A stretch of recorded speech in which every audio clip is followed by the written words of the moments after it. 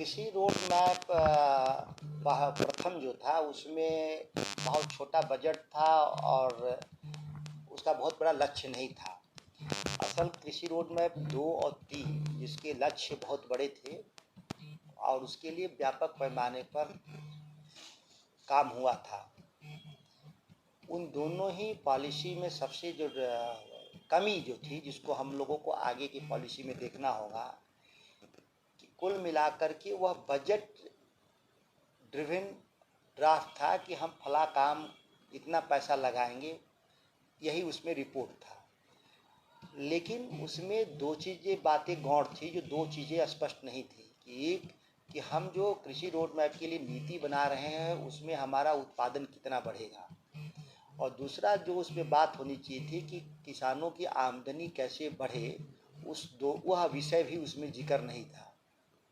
जब दोनों ही लक्ष्य तय न हो तो आप कोई भी इन्वेस्टमेंट करेंगे, बजट बनाएंगे, लेकिन फिर वह परिणाम की तुलना कैसे करेंगे? जब पहले क्या स्थिति था और कल क्या स्थिति होना है, अगर ये रिपोर्ट में नहीं रहेगा तो तुलना ही नहीं हो सकता।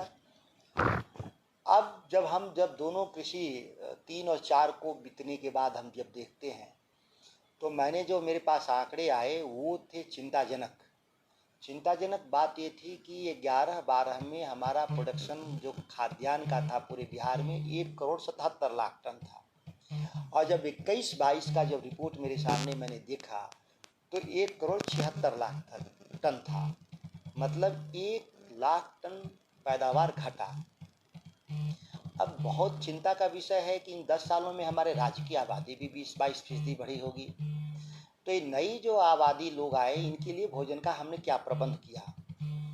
जो भी कृषि रोड मैप बनाते हैं इसी संदर्भों में बनाते हैं कि हमारी आवश्यकता कितनी है, वर्तमान में उत्पादन क्या है, आगे भविष्य में बढ़ती हुई आबादी के हिसाब से हमको कितनी ज़रूरत है, और ज़रूरत के हिसाब से हमको कितना रुपये खर्च करना होगा, और खर्चे के बाद परिणाम, सबसे महत्वपूर्ण परिणाम है कि लोगों की आमदनी बढ़े। 80% आबादी बिहार जैसे राज्य में किसानी पर डिपेंडेंट है, जिसका रोजी रोजगार भोजन सब इसी पर है।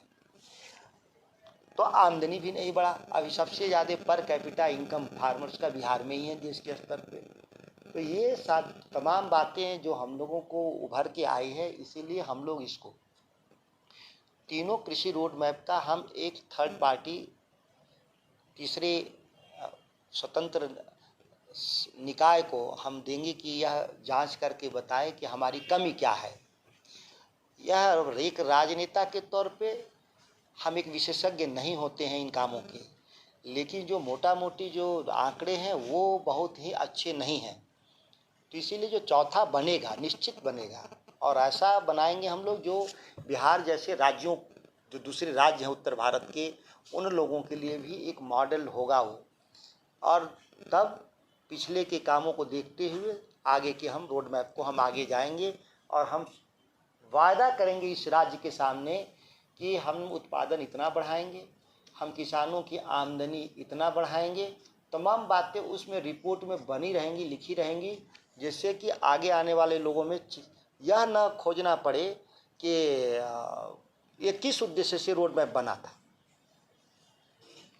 हमसे जुड़े रहने के लिए हमारे YouTube चैनल को सब्सक्राइब करें और नई वीडियो की नोटिफिकेशन के लिए बेल आइकॉन को दबाएं। अगर आप ये वीडियो Facebook पर देख रहे हैं तो लाइक जरूर करें और ज्यादा से ज्यादा शेयर करें। धन्यवाद।